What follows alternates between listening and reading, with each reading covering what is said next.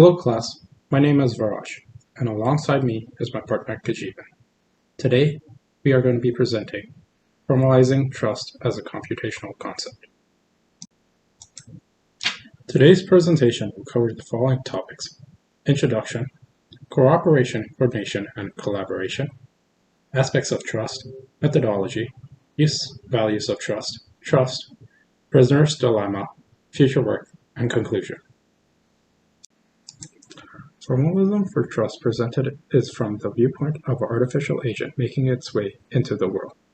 It can be utilized to be used as a part of an overall structure of a rational, intelligent, trusting artificial agent. One area of interest is that of distributed artificial intelligence, DAI, or multi-agent systems, MAS. The inherent social studies of artificial agents existing with each other in society or the world. Distributed artificial intelligence understands why things happen in societies or groups of agents and harness the power of groups to achieve action. Multi-agent system consists of multiple decision-maker agents which interact in a shared environment to achieve a common goal or conflicting goals. As discussed previously, distributed artificial intelligence systems were conceived as a group of intelligent entities called agents. These agents interact by cooperating, coordinating, or collaborating. In distributed artificial intelligence systems, cooperations among agents is heavily researched and a great deal of importance is addressed to this field. Thus, the focus of this paper concerns cooperation. It is important to understand the distinction between cooperation, coordination, and collaboration. Cooperation is when agents work together and act together on a task and share the profits or benefits from doing so. Coordination is where one works jointly with another on a task. Collaboration is the act of causing parts to function together or in proper order. Through this, we can see the definition of cooperation and collaboration are similar. They differ in a sense that cooperation focuses more towards the individual working independently and exchanging information when necessary, whereas coordination is essential in cooperating or collaborating tasks. It has been argued that we as humans would not be able to face the complexities of the world without resorting to trust, because it is with trust that we are able to reason sensibly about the possibilities of everyday life. Trust has many aspects. Some of these aspects of trust include, but are not limited to, social, biological, and technological or artificial aspects. Social aspects can be understood by a group of people working together. To a large extent, working together is closely related to working as a group. These are separated because there are social aspects can be categorized as groups and working together. To a large extent, working together is closely related to working as a group. These are separated because there are aspects which can be considered differently, and since working together implies cooperation. For groups, there are several questions that need to be answered. How much does trust come into the process of an individual joining a group? How much does trust help in determining intergroup behavior? How much of a determinant of intergroup behavior is trust? These questions are not an exhaustive list of questions. It is sufficient to see that trust may well play a part in group formation, behavior, and structure. Working together has its own set of questions. Why one agent decides to work with another? How much trust is required in order to do so? Another aspect of trust is biological. Is trusting unique to humans, or do other living organisms exhibit trust? Animals help each other out in the hope that in the future, when they need help, they will be helped back. A good example of this are vampire bats. When such bats have a good night and a surplus of blood, they feed those who have not. Invariably, those who have behaved in this way are fed by those they fed when they themselves are having a bad hunt. Finally, we have the technological aspect. Where society exists does trust. An example of such artificial society is the phone network. It consists of many nodes, each of which have some level of intelligence, each deciding which way to route traffic. The very fact these nodes work with each other means that trust is present. It is perhaps a limited trust. Should I route this message via this node or not? Could translate to, do I trust this node enough to route this message through it? The methodology. The approach this paper has taken is a bottom-up approach. This approach starts with what are, by and large, intuitive ideas about how trust works, based on experience and literature available, coupled with many working definitions of trust, and attempting to develop a formalization around them. In contrast to other approaches which attempt to provide a detailed definition which has been restricted by one or two of the several aspects of trust. Advantages of this methodology is that you know what the biases are and the drawbacks and can acknowledge their existence, represent most people's view of trust. And the disadvantages include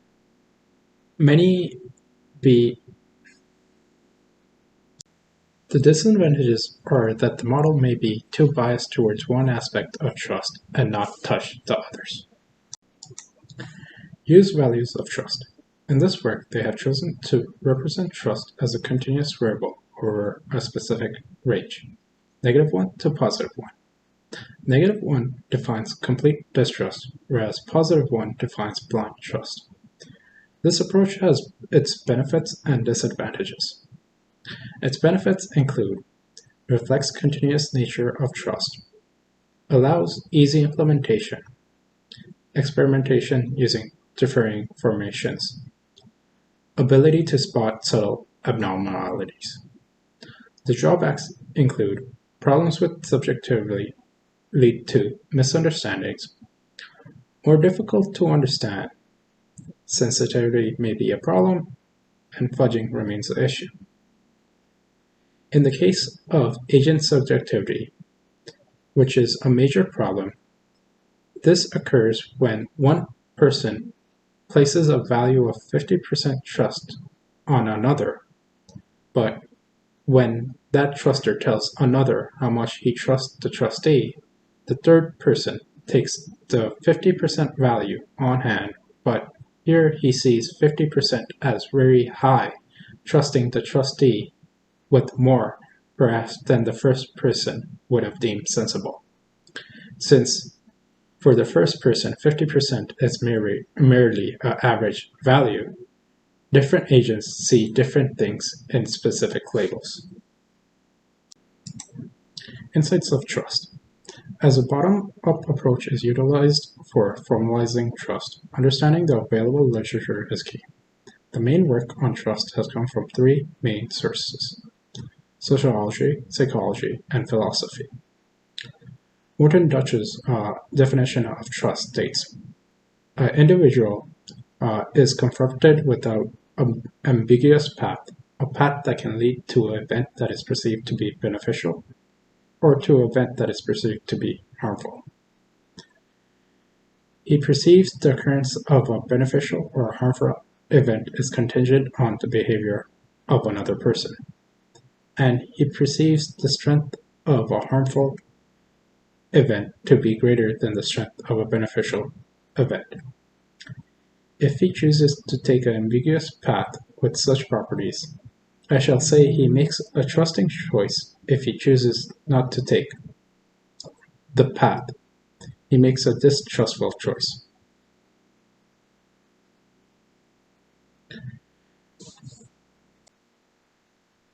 Nicholas Luhmann's approach to trust is sociological, as opposed to Dutch's more psychological, practical approach. Luhmann's trust is a means of reducing the complexity of society. Without acceptance of risk and a means of handling risk, we would be unable to face life, partly because it's too complex, partly because the risk of getting out of bed in the morning would be too great. Next, we have Bernard Bovar's attempt to clarify the concept of trust and conduct analysis of American society, whether or not it was a trustless or distrustful society.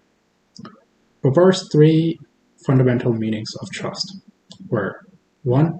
Expectation of pretenses and fulfillment of the natural and moral social orders. 2.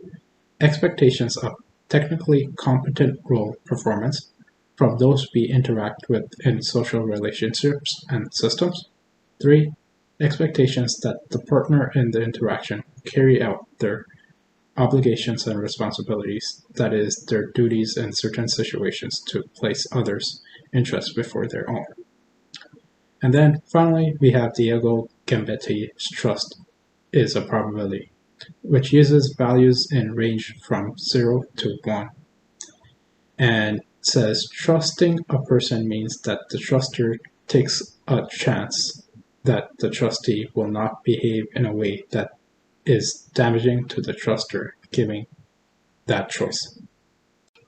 Generalities of trust. Risk, costs, and benefits. A decision to trust is a decision laced with risk. Confidence, familiarity, and faith. Trust and confidence are similar in a sense that they are both expectations of things which can be disappointed.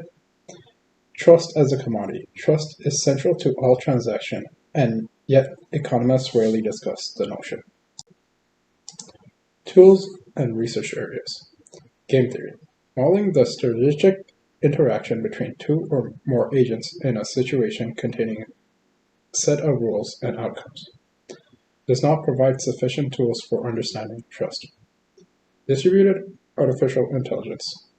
Independent, rational, intelligent agents are the ideal tool for researching and implementing trust.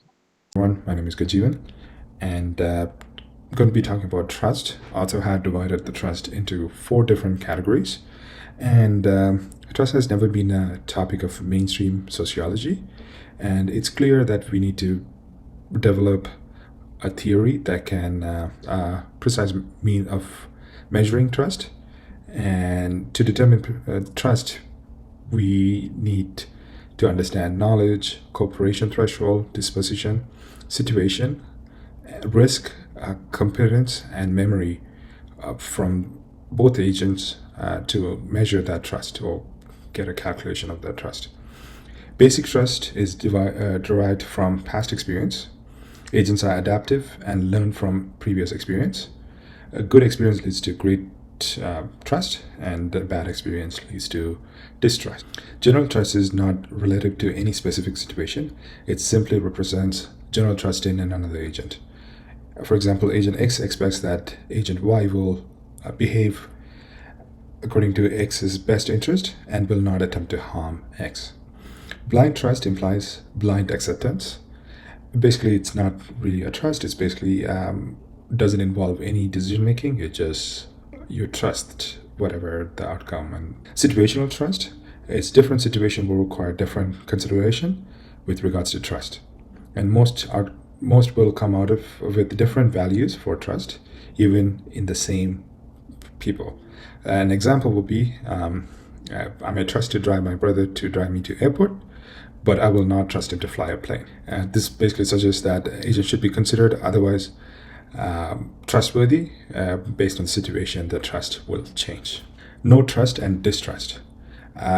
Although it sounds very much the same, the main difference between the two is obviously no trust involves like when you don't know the agent, we never met that other person, or the trusting agent may be impaired with respect to the trust agent, meaning it doesn't have the full information. Distrust, the previous experience have made led to the decision to distrust, or basically have a negative trust on that person.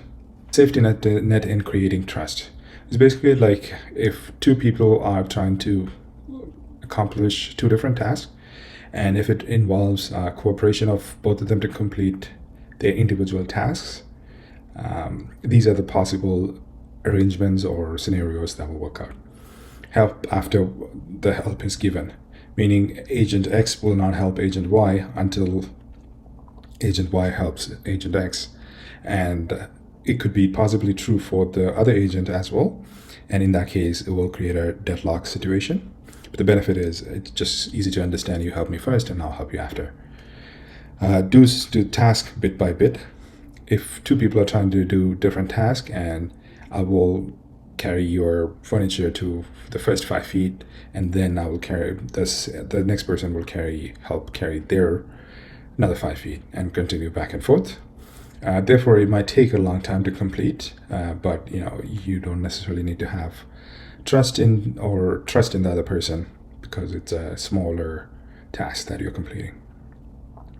Do task together, meaning I will help you carry your furniture while you help me carry my furniture. It may not be possible because it's heavy, or it might be big. It might not be feasible. But however, it's a straightforward and easy. And why monitor progress continuously, meaning until the job is done, they will monitor progress continuously. It will be negotiation, again, very much the same, and probably the only possible solution. You negotiate with them stating that, hey, you help me, or I'll help you, or you're going to do this much and I'm going to do this much, and then we're going to continue that cycle until the work is completed.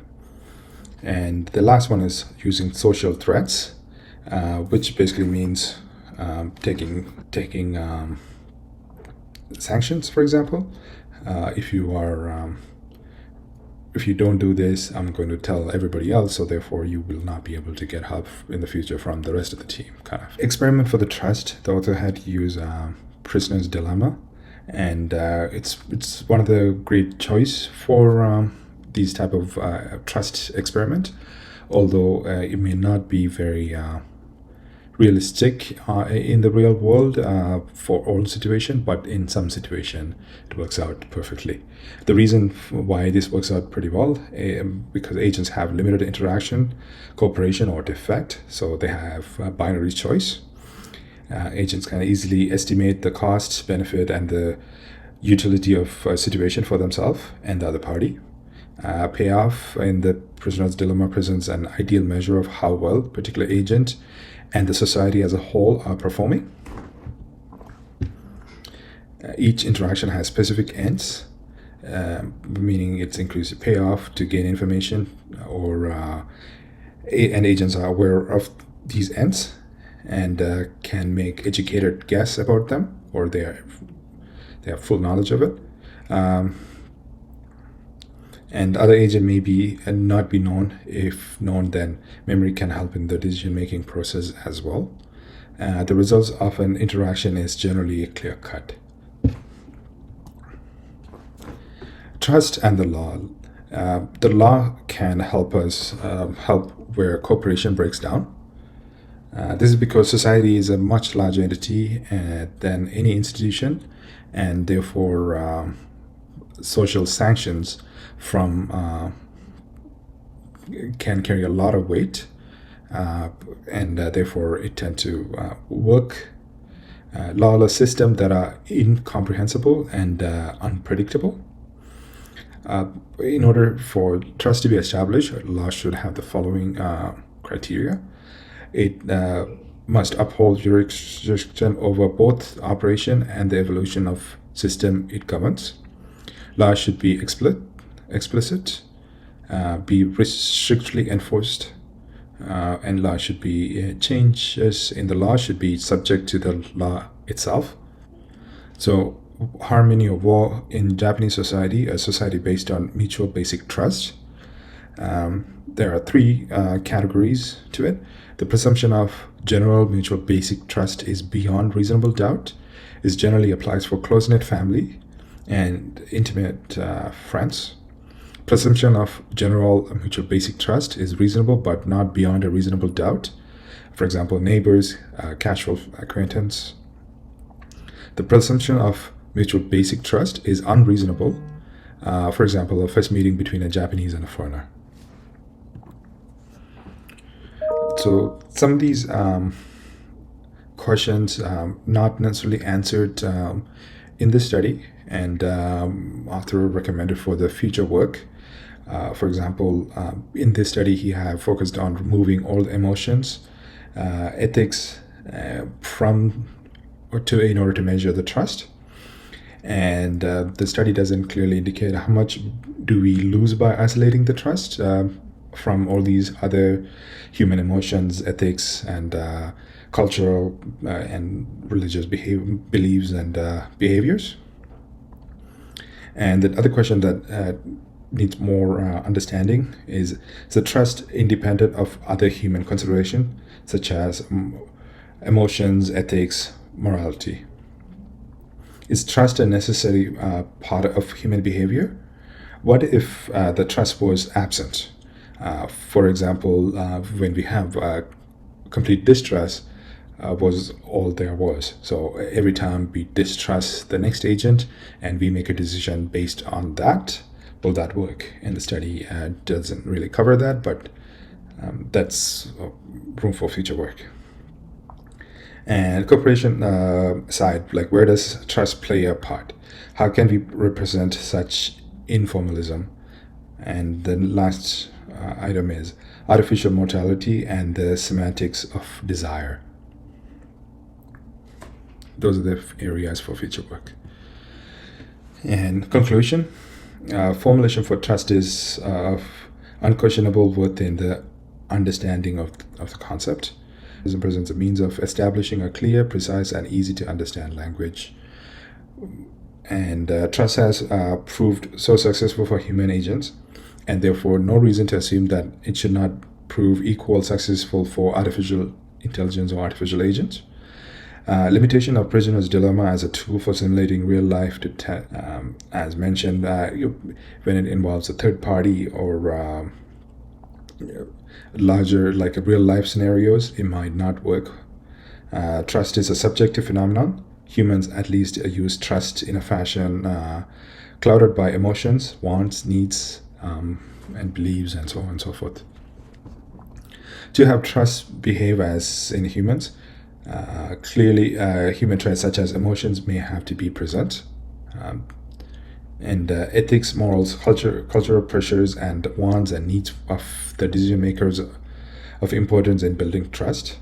The incorporation of emotion into artificial intelligence is not impractical, and emotionless trust is a rational approach to the phenomenon.